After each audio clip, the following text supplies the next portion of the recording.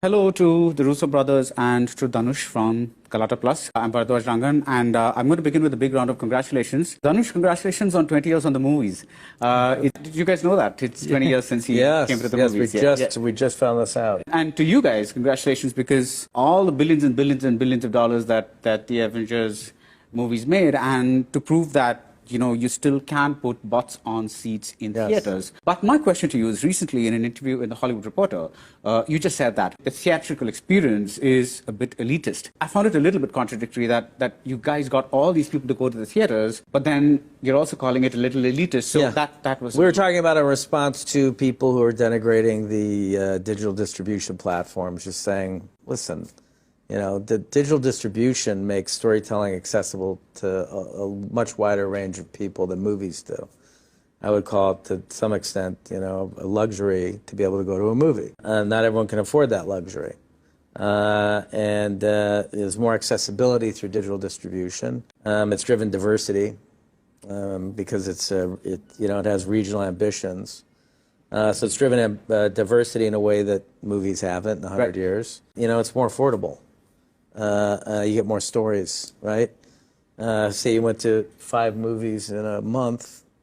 That's 5 months of a digital distribution subscription. Yeah. So ultimately, at the end of the day, I think they can coexist. But our point was, it's not fair to dismiss the value of digital distribution just because you're scared that it may affect something that you hold precious, like the theatrical experience. Yeah, it's almost like you're desecrating a temple or something. That's right. It's like, we love movies as much as the next person, but we're not precious at all about them. And we're most compelled by what's next, to be honest. And we are very encouraged by the next generation, who seems a lot more technically savvy than our generation, and are probably going to have a lot more interesting ideas about how to tell stories that may not just be two-dimensional projection, which, we're going on 100 years of two-dimensional projection. So we'd assume at some point that it's going to evolve into something even more special. So Dhanush, what is more difficult for you? I mean, you play a kick-ass assassin in this. So is it more difficult to remember difficult lines, or is it more difficult to remember difficult action steps? If the lines are in Tamil, it's very easy. It naturally flows in me. I mean, even 3 pages, 4 pages lines, I can just take a look and I can still deliver. If it's in English, then probably, it will take some homework. And still, I'll make sure I'm absolutely ready by the time I turn up. But still, stunts are comparatively easier for me to remember and flow with the choreography if it's in a different language. Yeah, and I think physically you look like because of your wiry body, right from the Polladavan days or whatever it is.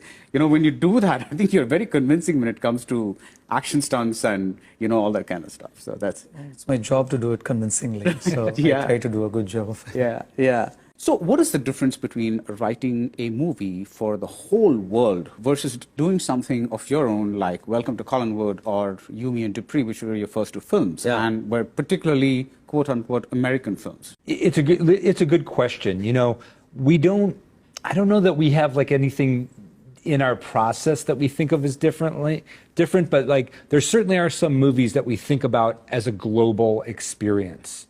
And a lot of the action movies, can translate, I think, better internationally because, they're more about, they're less dependent on language in many ways, right? So when you get into genres that are less dependent on language, you can it can help pull in people internationally better. I would say that's one nominal difference, but also the scope of storytelling. Sometimes, we try to tell stories, like The Gray Man's a good example, where you feel like there's something global in what's happening in the narrative.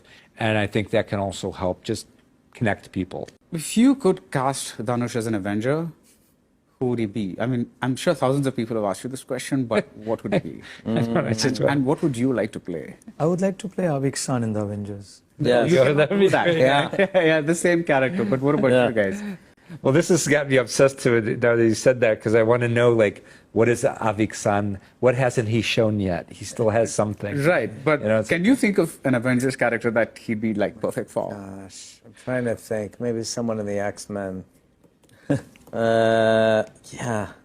Yeah, I don't know. So many Marvel characters now. It's so hard to think of like which ones they haven't used yet. You know, but he'd be amazing in it, no matter what. Now, while writing, you must have realized that that the Dhanush character is the one, the assassin is the one with the most personality, right? The rest are like killing machines, whereas he's got a bit of a like a code, a conscience. He's established that way. Of course, we see him with the meditation beads on the plane. Right. So when you were writing the movie, was there a temptation to kind of say, okay, this is looking like the most interesting assassin. I want to make this guy a little like bigger in scope, and maybe have him be the principal assassin or something like that? That was the intent. Was always that he was the best, right? And that that's of course why he wins. He gets back the drive, and he ultimately makes a decision to take himself out of the story because he realizes he's working with a madman.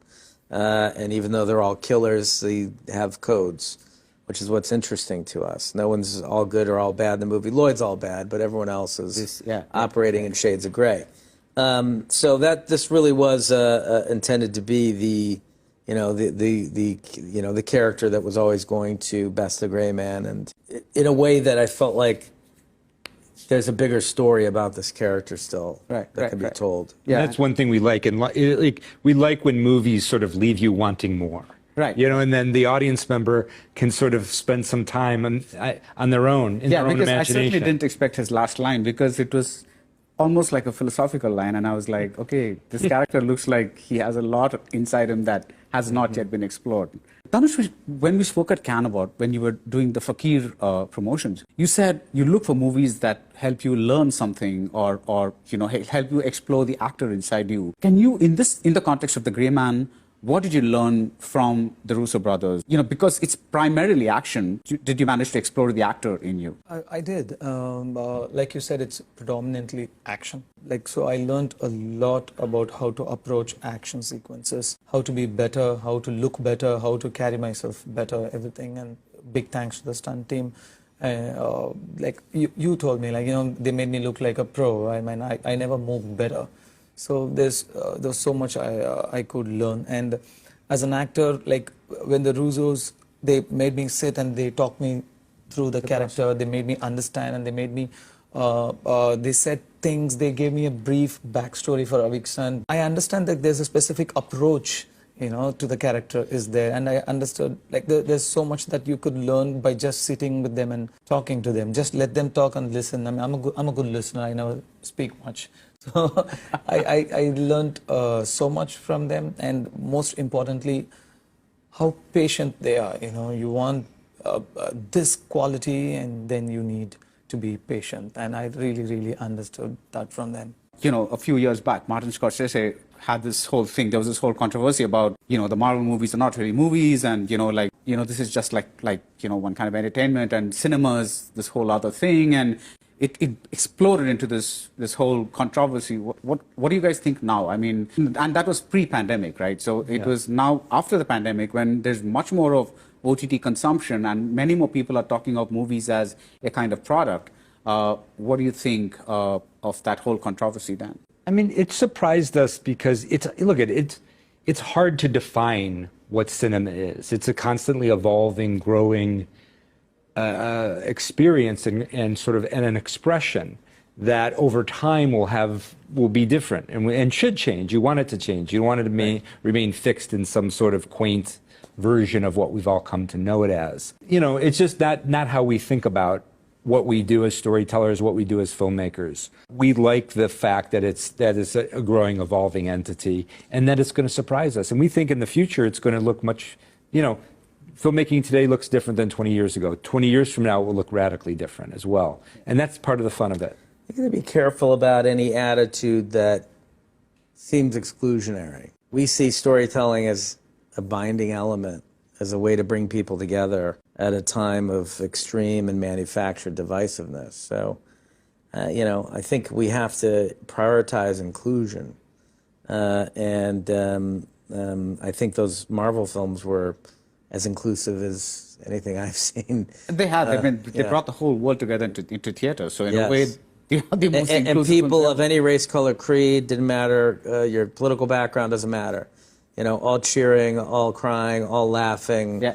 Going at 3 a.m, going with their children, you know, kids going with their grandparents, they'll remember this for 20 years. Hard to define, hard to say that that experience is not as valuable as another experience. Right. I think it's difficult.